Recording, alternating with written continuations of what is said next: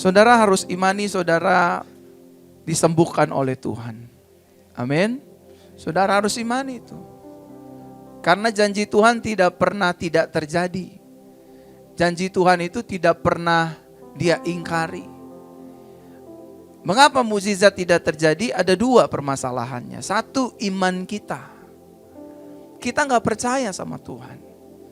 Kita meragukan Tuhan, apa iya sih saya sembuh, saya sudah divonis dokter dan lain sebagainya. Yang pertama apa Bapak Ibu Saudara? Iman kita. Yang kedua adalah respon kita. Semakin saudara haus dan lapar, semakin saudara akan mengalami mukjizat itu. Tapi kalau saudara menganggap seperti angin lalu saudara tidak akan pernah mengalami apa yang dicatat oleh firman. Kenapa orang lain mengalami mukjizat, kesembuhan, pertolongan Tuhan, kok saya enggak? Salahnya bukan di Tuhan saudara, salahnya bukan di firman. Letak kesalahannya ada di respon kita. Kita nggak ngeresponi, kita nggak mengimani. Sama seperti misalkan contoh Ko Edi ngajak saya makan. Pak Verona siang hari ini ada waktu, ada Pak. Yuk kita makan di bawah yuk, di Jeko yuk. Kira-kira saya bisa kenyang nggak kalau saya nggak datang sama dia, saya nggak jalan sama dia, turun ke bawah makan Jeko? Kira-kira saya bisa kenyang nggak? Kira-kira Bapak Ibu Saudara saya bisa nikmatin nggak donat Jeko itu? Nggak bisa. Harus ada dua respon. Respon yang pertama dari Tuhan, respon yang kedua dari umatnya. Tuhan itu selalu memberi, sama-sama katakan dengan saya. Tuhan itu selalu memberi.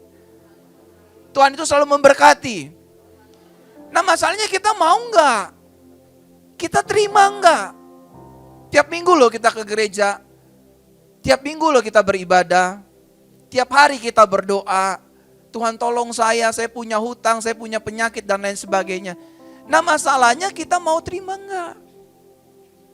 Kita sering lihat video kesaksian orang disembuhkan, hutangnya dilunasi, dan lain sebagainya. Dan yang ketiga Bapak Ibu Saudara, kenapa firman Tuhan gak kejadian sama hidup kita? Saudara, karena kita saudara, hatinya tuh gak melekat sama Tuhan. Nah ini yang saya mau bahas, nanti ada di bagian pembahasan firman Tuhan di pagi hari ini. Nah Bapak Ibu, kita sudah membahas 3 seri tentang 7 kunci dalam meraih kemenangan dan penuaian besar. Yang pertama itu kita sudah bahas berjalan bersama dengan Tuhan. Yang kedua minggu lalu kita sudah membahas menghidupi visi. Dan hari ini kita akan membahas tema yang baru dari tema besar kita, 7 kunci dalam meraih kemenangan dan penuaian besar, yaitu hidup taat dengan firman Tuhan. Sama-sama katakan dengan saya belum semua, saya mau belajar untuk hidup taat dengan firman Tuhan.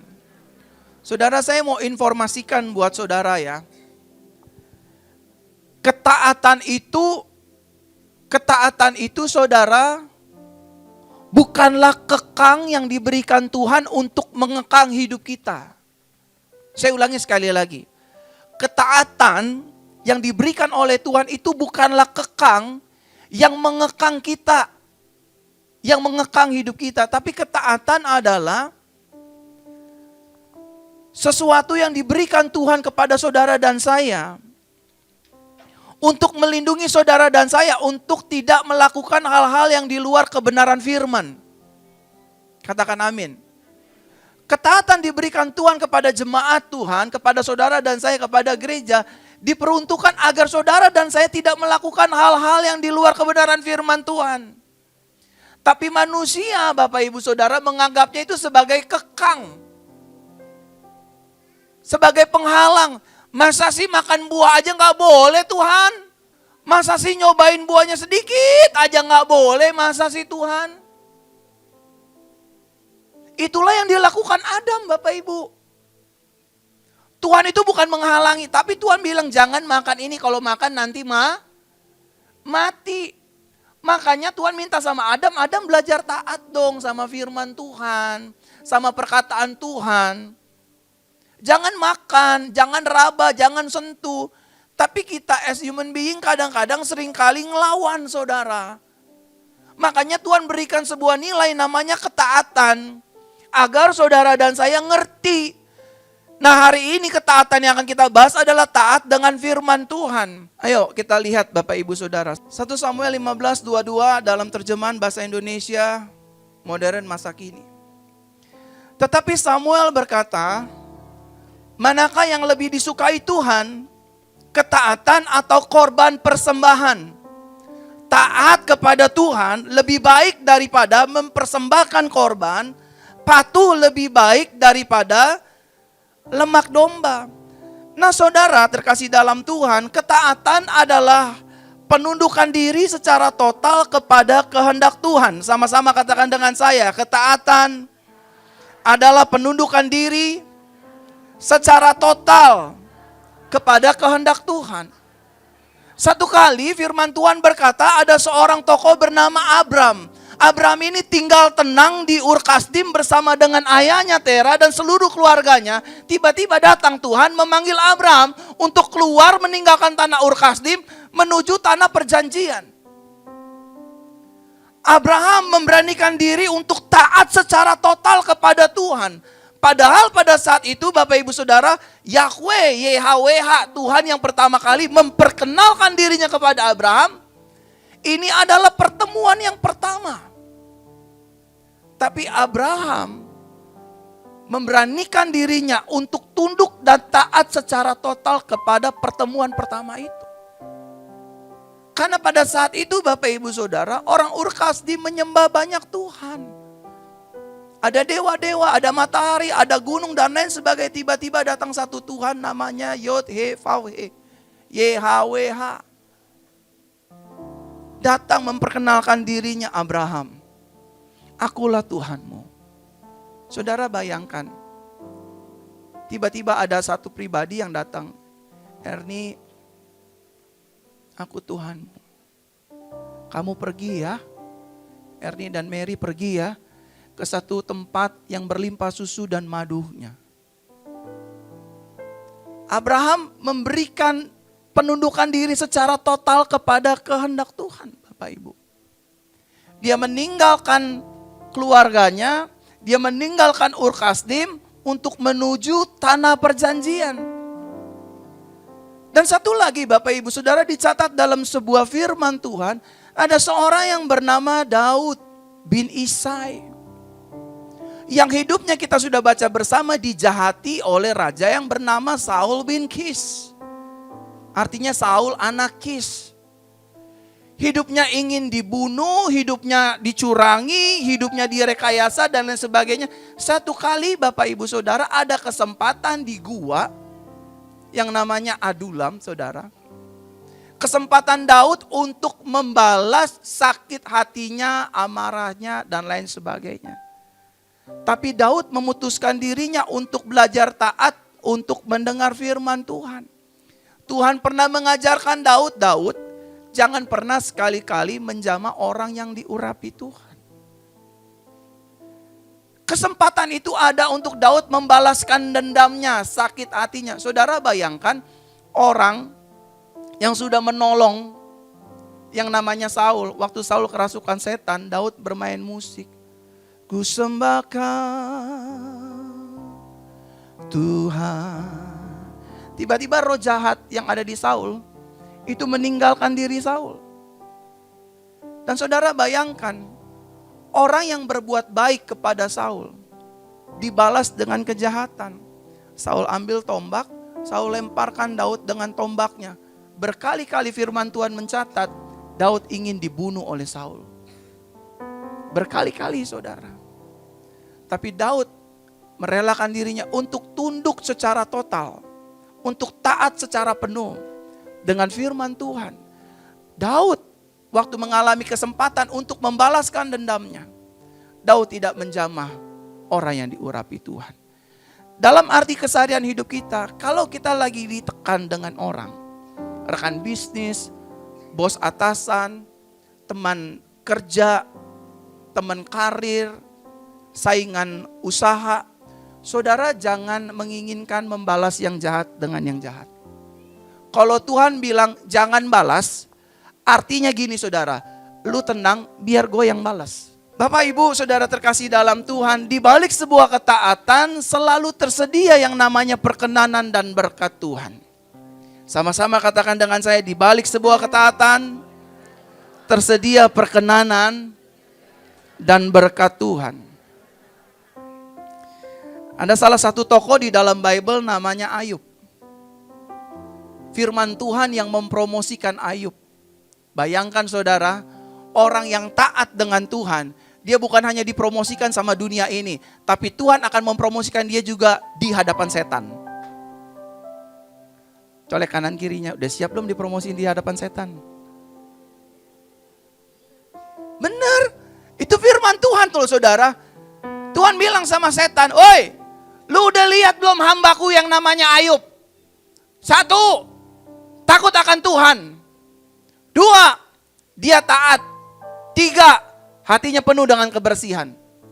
Tuhan sendiri loh yang mempromosikan Ayub di hadapan setan. Jadi kalau cuman saudara ingin dipromosikan di hadapan dunia, kelasnya masih cemen. Tuhan akan mempromosikan anak-anaknya sampai di hadapan mata setan. Ini baru anak saya nih. Taat, setia, cinta Tuhan, gak suka ngomel, mulutnya gak bawel, gak kayak burung parkit nih. Sama suami tunduk, gak tukang lawan. Mendatangkan perkenanan dan berkat Tuhan. Ayub bukan hanya dipromosikan Tuhan di hadapan setan saudara, tetapi Ayub kekayaannya yang hilang, nama baiknya yang hilang, anak-anaknya yang hilang, istrinya yang hilang. Di Ayub pasal ke-42 Tuhan gantikan semua berkali-kali lipat. Karena Ayub mau taat. Istrinya sudah menggodai Ayub. Masihkah engkau ingin menyembah Tuhan Elohimmu? Matilah dan kutukilah Yahwehmu. Karena Tuhanmu itu membuat celaka atas hidup kita. Anak-anak kita mati, Mas. Kalau ada bahasa Jawa di dalamnya. Mas Ayub, anak-anak kita mati, Mas. Lalu yang kedua, harta kita amblas, Mas. Yang ketiga, kamu sakit, Mas. Semuanya borokan dari leher sampai telapak kaki sampai kelaminmu. Bagaimana kita nanti malam mau doi gak bisa. Benanah semuanya, Mas. Tapi Ayub memberikan dirinya untuk tunduk taat apa yang Tuhan firmankan. Dan Tuhan berjanji orang yang taat dengan firman Tuhan, dia bukan hanya mendapatkan perkenanan Tuhan, dia juga akan diberkati oleh Tuhan. Tepuk tangan bagi Tuhan. Nah sebaliknya Bapak Ibu Saudara terkasih dalam Tuhan, ketidaktaatan kepada firman Tuhan akan menghasilkan resiko yang buruk bagi setiap para pelakunya. Saudara, gereja ini gereja anugerah. Sekali selamat tetap selamat. Tapi refleksi atau manifestasi dari anugerah adalah tindakan-tindakan yang nyata sesuai dengan kehidupan Yesus. Saudara, ketidaktaatan kita kepada firman Tuhan akan menghasilkan resiko yang buruk bagi setiap para pelakunya. Lihatlah Adam, apa yang dilakukan Adam. Gara-gara manusia ini saudara, manusia lahir, sudah dapat vonis mati. Saya ulangi sekali lagi. Gara-gara Adam makan, dia dapat resiko buruk. Setiap manusia yang keluar dari rahim ibunya itu sudah dapat vonis mati. Mati secara fisik, mati secara jiwa dan roh. Bagaimana kita gak mati? Puji Tuhan, ada satu orang yang taat, namanya Yesus Kristus. Dia taat sampai atas kayu salib, dia mati. Akhirnya kita yang di dalam Yesus, anak-anak yang dikandung di dalam iman kepada Kristus, waktu lahir, blek. Ada banyak orang bertanya, Pak, kalau bayi mati itu kemana ya? Ke sorga atau neraka? Pernah kan ada pertanyaan begitu kan? Kalau bayi mati itu masuk apa ya? Masuk neraka atau sorga atau masuk kantong sampah ya? Saya mau jawab sesuai dengan firman Tuhan. Tergantung. Kalau mama papanya punya iman kepada Yesus, bayi yang dikandung itu mati bersama dengan Yesus. Tapi kan bayi gak kenal dosa. Di dalam bayi ada DNA dosa. DNA dari mana? Dari nenek moyangnya. Namanya siapa? Adam dan Hawa. Karena ketidaktaatan ini akhirnya hancur semuanya saudara. Dan kita bersyukur ada Yesus, kita diselamatkan. Tepuk tangan buat Yesus. Lihat, ketidaktaatan menghasilkan resiko yang buruk. Gara-gara Adam saudara. Manusia bilang, ya tapi itu bayi belum kenal dosa, belum pernah berbuat dosa. Tapi darah Adam itu mengalir atas kita. Dan yang menghapus darah dosa Adam itu adalah darah Yesus. Makanya Bapak Ibu Saudara, Yesus bilang begini, asal kamu percaya sama aku, kamu itu selamat. Kamu tuh bersama dengan saya di sorga. Dan sorga itu pasti, bukan angan-angan, bukan impian saudara. Sorga itu kepastian, sama-sama katakan dengan saya, sorga sebuah kepastian. Bagi hidup orang percaya. Makanya nih, buat anak-anak muda nih dengerin saya ya. Kalau cari pasangan, dengerin saya baik-baik. Kalau cari pasangan hidup, jangan cari yang seagama. Ya Pak, tapi dia Kristen juga loh Pak. Jangan. Pastikan cari pasanganmu yang seiman. Seiman kepada Yesus. Karena cuman seagama Kristen, belum tentu dia cinta Yesus. Karena agama itu Bapak Ibu Saudara diwarisi dari Bapak Mama kita. Tapi iman kepada Kristus merupakan encounter with Him.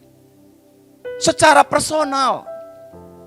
Makanya Bapak Ibu Saudara, kalau saudara lihat, kok dia sendirian ya ke gereja ya? Suaminya mana? Istrinya mana? Bapaknya mana? Anaknya mana? Karena gak seiman sama Yesus. Cek KTP-nya Kristen, cek kakaknya Kristen, tapi dia gak cinta Yesus. Yang mau nikah, saran saya, pilihlah yang satu iman. Iman kepada Yesus, jangan yang seagama. Karena Kristen tidak menjamin kita masuk surga. Yesus tidak membawa agama. Yesus membawa pola hidup kerajaan surga. Tepuk tangan bagi Tuhan. Nah Bapak Ibu Saudara terkasih dalam Tuhan. Ketidaktaatan menghasilkan resiko buruk. Saya mau cerita, ada satu raja yang bernama Saul. Satu kali Tuhan berfirman kepada Samuel,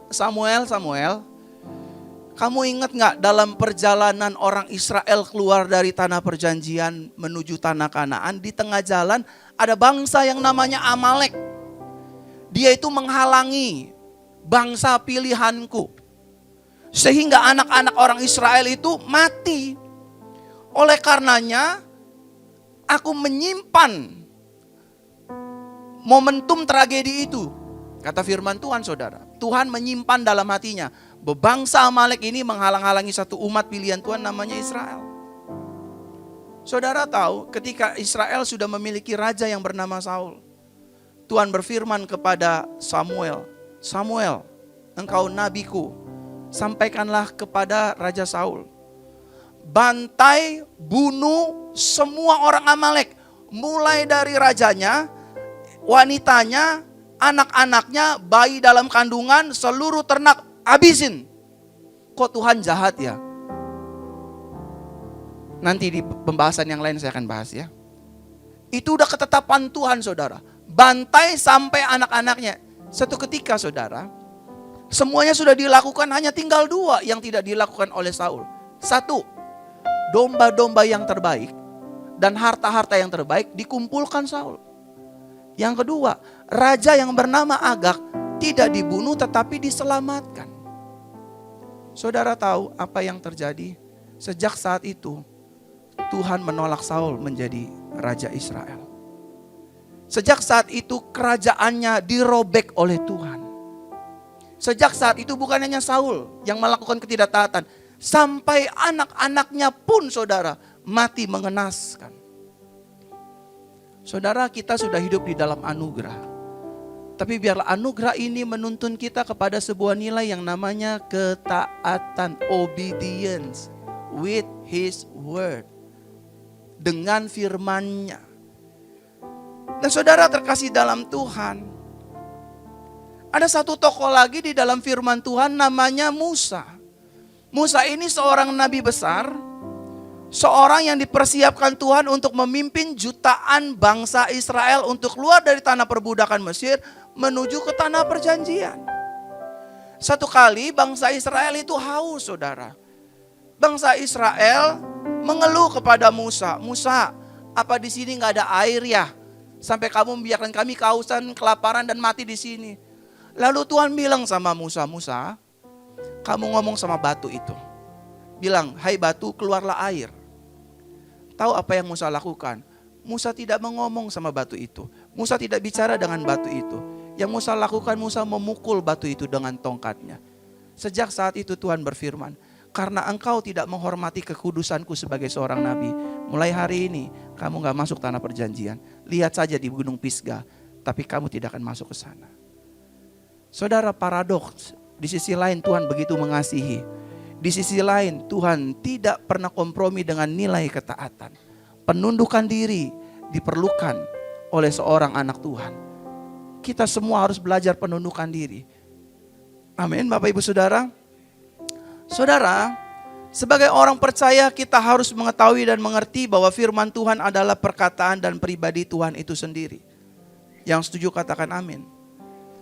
Firman Tuhan adalah perkataan Tuhan itu sendiri. Perkataan Tuhan itu sendiri. Yohanes pasal pertama, ayat pertama dikatakan demikian. Pada mulanya adalah firman, firman itu bersama Elohim. Dan firman itu adalah Elohim. Sejak semula dia bersama Elohim. Segala sesuatu dijadikan olehnya dan tanpa dia tidak ada satupun yang telah jadi. Pada mulanya adalah firman, firman itu bersama-sama Elohim. Dan firman itu adalah Tuhan. Ketika saudara dan saya, ketika gereja ini mulai tidak taat dengan firman Tuhan, sejatinya tanpa kita sadari kita sedang melawan Tuhan, saudara.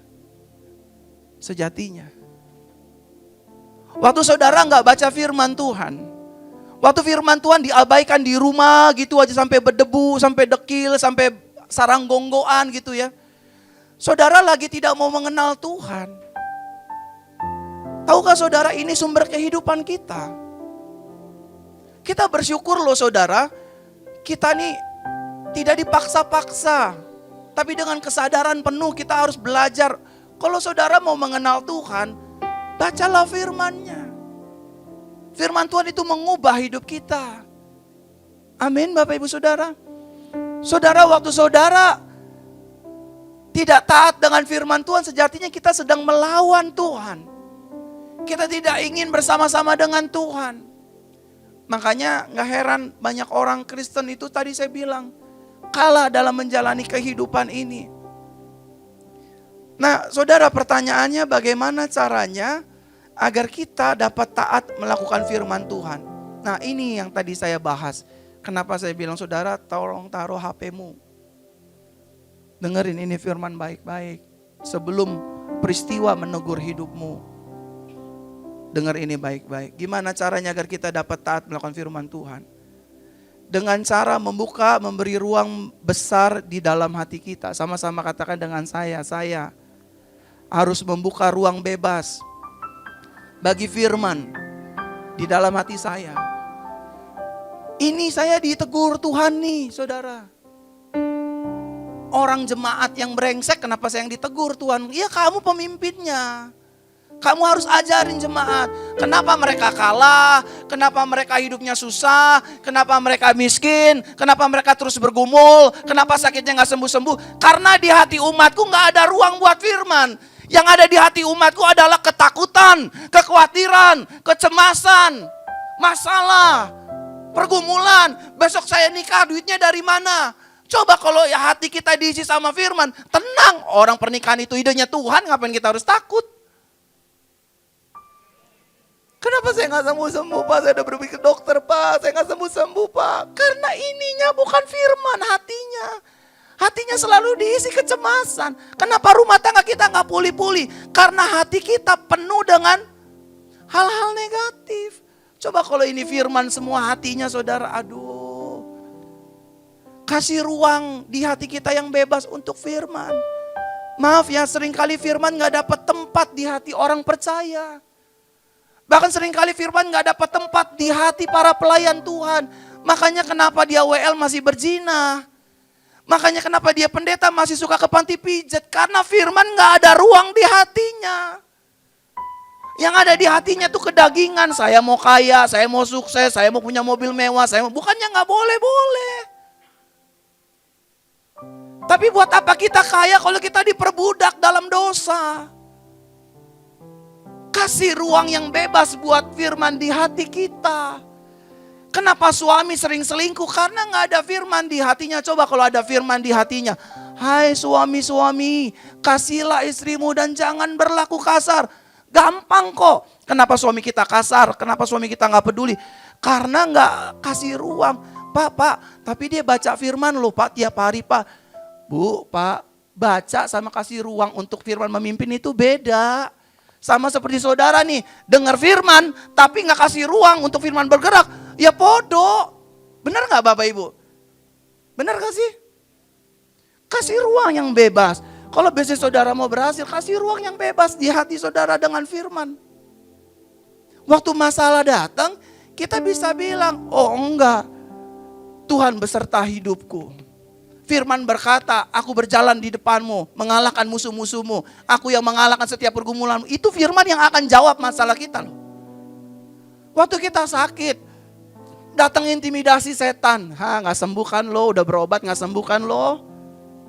Kalau kita kasih ruang di hati tentang firman, kita bisa berkata, enggak, aku percaya darah Yesus menyembuhkanku. Bilurnya menyembuhkanku. Aku pasti sembuh. Aku pasti sehat. Aku pasti kuat. Tubuhku bait Roh Kudus. Bukan tempat sarang sakit penyakit. Amin saudara. Kenapa saudara terus cemburu sama orang lain? Dagang kok dagangannya dia laku. Saya gak laku. Kok saya sepi? Andai saja hati kita ada ruang untuk firman yang besar. Firman itu akan menjawab, oh enggak kok. Filipi 4:19 ngomongnya gak begitu. Elohimku akan mencukupi segala keperluanku menurut kekayaan dan kemuliaannya di dalam Kristus Yesus Tuhan. Firman Tuhan bilang, aku gak turun kok, aku jadi kepala kok. Aku naik, aku gak turun. Aku gak jadi ekor, aku jadi kepala. Akhirnya kerja saudara berhasil. Pelayanan ini berhasil. Kasih ruang yang bebas. Jangan cuma masalah yang saudara taruh di ruangan hati saudara. Pak, saya punya hutang Pak. Udahlah kalau kita udah punya hutang kasih Tuhan. 1 Petrus 5 ayat 7, serahkanlah segala kekhawatiranmu kepada Tuhan karena Dia yang memelihara hidup kita. Kasih ruang di hati kita saudara. Izinkan firman Tuhan itu tertanam di hati kita. Izinkan juga firman Tuhan itu berakar kuat di hidup kita. Dan izinkan juga firman Tuhan itu bertumbuh dalam hidup kita. Dan pada akhirnya izinkan firman Tuhan itu berbuah Bapak Ibu Saudara. Jadi yang pertama saudara kasih ruang buat firman itu tinggal dalam hidup kita. Dan firman itu akan tertanam saudara. Setelah tertanam yang namanya benih pasti akan mulai berakar. Setelah berakar dia akan mulai bertumbuh saudara. Setelah bertumbuh dia akan mulai berbuah. Dan baru orang bisa melihat, oh pengikut Yesus tuh hidupnya beda ya. Waktu dijahatin gak bales. Waktu ada masalah gak takut. Waktu menghadapi pergumulan dia tenang. Kok beda ya? Ya beda. Karena hidupnya dipenuhi firman. Tapi lucunya, uniknya orang Kristen datang ke gereja minggu. Waktu firman disampaikan, dia tidur. Dia main handphone. Dia sibuk dengan dirinya sendiri. Dia cuma ngarepin doa dan tangan pendeta. Pak doain Pak, saya ada masalah. Pak doain Pak. Untung saya bukan malaikat saudara. Kalau saya malaikat saya udah banting-bantingin tuh handphone saudara. Apa sih yang dilihat? Orang mau dikasih kehidupan kok malah pilihnya kematian. Saya mau tanya sama Bapak Ibu Saudara. Kalau kita beli mobil Alphard. Walaupun ya saya tahu sih beberapa Alphard, orang saya Avanza kok Pak. Ada bonus namanya payung. Betul gak Bapak Ibu? Nggak usah mobil Alphard deh. Beli rumah, saudara yang KPR rumah. Bonusnya apa dari itu? Dari pengembangnya? Ada jam dinding, ada skater. Tapi lucunya banyak orang Kristen ngudak bonusnya bukan utamanya. Yang bonusnya itu pasti datang sendiri, saudara. Berkat itu bonus. Yang pertama tuh kasih ruang di hati kita tentang firman. Kalau berkat, kesembuhan, itu bonus, saudara. Kalau kita beli apartemen tuh pasti ada cashback-nya. Bonusnya cashback atau apa, gratis satu, buy one get one free, kayak gitu kan. Tapi make sure yang pertama, saudara, hati saudara itu harus ada firman Tuhan. Supaya kita bisa melakukannya, habis itu baru kita taat. Gitu, saudara. Makanya saya bukan menghakimi ya, saudara ya. Saya bukan menghakimi, saya bukan don't just cover by the book gitu ya istilahnya.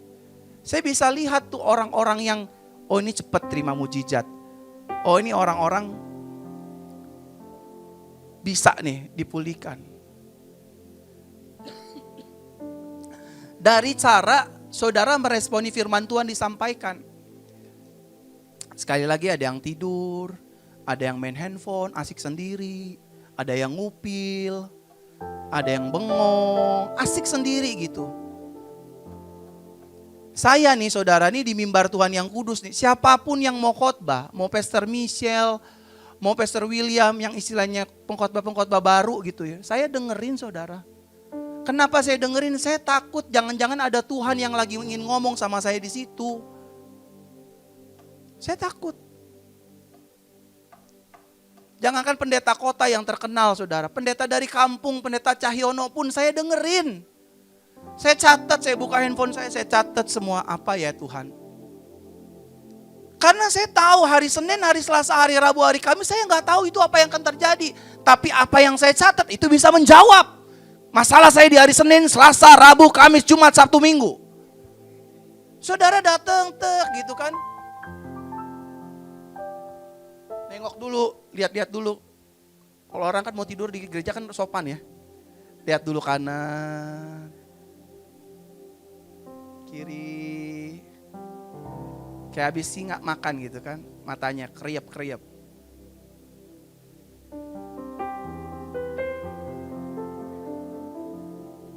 Naiknya, turunnya lama, saudara.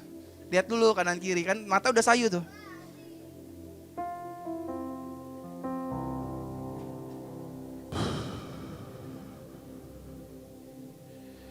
Amin, amin Pak Pendeta. Cepet naiknya. Duh. Saya sayang sama saudara, sama jemaat ini. Mulai belajar baca firman. Pak, tapi saya nggak ngerti Pak. Saya baca di situ nggak ada engkong dan kungkung saya. Emang bukan, itu buku orang Israel, saudara. Itu buku orang Yahudi. Kita baca. Nanti Roh Kudus yang akan kasih hikmat. Saudara, jika kita sudah dapat memberi ruang bagi firman Tuhan di hati, maka kita pasti dapat mentaatinya. Amin. Nah, pertanyaan selanjutnya yang terakhir, mengapa firman Tuhan harus mendapatkan tempat di dalam hati kita? Karena hati kita adalah tempat memproduksi hal yang baik dan jahat. Sama-sama katakan dengan saya, hati saya adalah tempat untuk memproduksi hal yang baik dan hal yang jahat. Pak, itu bukannya di pikiran, salah.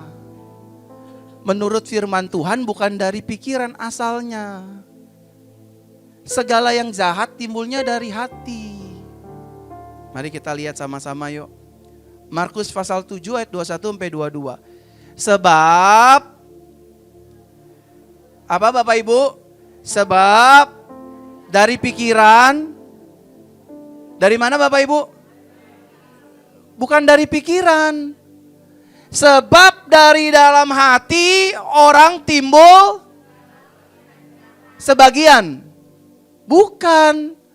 Firman Tuhan berkata dengan jelas, sebab dari dalam hati, dari hati orang timbul segala pikiran jahat, percabulan, pencurian, pembunuhan, perzinahan, keserakahan, kejahatan, kelicikan, hawa nafsu, iri hati, hujat, kesombongan, kebebalan. Makanya Bapak Ibu saya gak pernah setuju tuh, dia tuh orangnya sebenarnya mulutnya doang yang kasar, hatinya mah baik. Kesetanan tuh orang. Udah deh, jangan ngumpet di balik kata-kata manis deh. Itu mulutnya aja sih yang jahat, hatinya baik. Gak bisa. Karena firman Tuhan ngomongnya gitu. Sebab dari dalam, dari mana Bapak Ibu? Dari mulut atau dari pikiran? Dari hati. Orang timbul segala pikiran jahat. Jadi termasuk mulut jahat itu macicau dari dalam hati. Lu udah tahu belum, dia itu kan bini piaraan. Aduh, pagi yang nganter beda, sore yang nganter beda, malam yang nganter beda. Nggak taunya yang nganter tukang ojek. Tapi itu timbulnya dari hati loh. Orang gak suka sama orang dari hati itu timbulnya. Amin Bapak Ibu Saudara. Dari hati. Makanya beri ruang bagi firman Tuhan di hati. Kalau firman gak dapat ruang di hati, maka yang akan menguasai hati kita ini hal-hal jahat, saudara. Pak, kalau gak mau jadi mata genit Pak, pastikan hati kita penuh firman Pak. Kalau hati kita gak penuh dengan firman, bentar-bentar Pak, jalan ke bawah pasar baru tuh, di Jeko. Habis ibadah tuh. Kalau gak mau jadi mata genit, pastikan nih. Saya bilang sama Nathan, aduh kalau gak ada Tuhan yang tolong saya, pendeta saudara ini udah jatuh dalam perzinahan. Bener. Saya banyak ditanya sama cewek-cewek, Pak kenapa sih Bapak gak mau sama cewek lain? Pertanyaan gila gak loh? Karena dianggap lumrah hari-hari ini pendeta selingkuh tuh dianggap lumrah. Toh juga selingkuh masih bisa khotbah kok. Cerai juga masih bisa berkhotbah kok. Kan saya gak enak ngomongin siapa namanya, kan banyak kita lihat ya kan. Gak jadi teladan, jadi batu sandungan. Tapi saya bilang, saya takut sama Tuhan. Bagaimana saya bisa takut sama Tuhan? Karena firman itu tinggal dalam hati saya. Kenapa saya gak pernah, terima kasih. Kenapa saya gak pernah tempelengin istri saya? Kenapa saya gak pernah kasarin istri saya? Karena saya takut Tuhan saudara. Kadang-kadang saya mau lawan, mulutnya mau saya sobek gitu ya. Dasar perempuan mulut sampah. Berdebah, laknat. Tapi saya takut Tuhan. Saudara belajarlah taat dengan firman ya. Belajar taat dengan firman. Kalau Tuhan bilang, hai suami kasihlah istrimu, taatlah. Hai istri tunduklah kepada suamimu, taat. Pak tapi dia gak mau taat, itu urusan dia sama Tuhan. Ketidaktaatan mendatangkan risiko buruk bagi para pelakunya. Kalau anugerah kita sudah selamat saudara. Tapi dalam keseharian hidup kita digebuki sama setan. Jatuh bangun dihancuri kita sama setan. Kok Tuhan gak lindungi Pak? Bukan Tuhan gak lindungi. Kitanya yang hidupnya mau semau-maunya. Kita berikan tepuk tangan bagi Tuhan.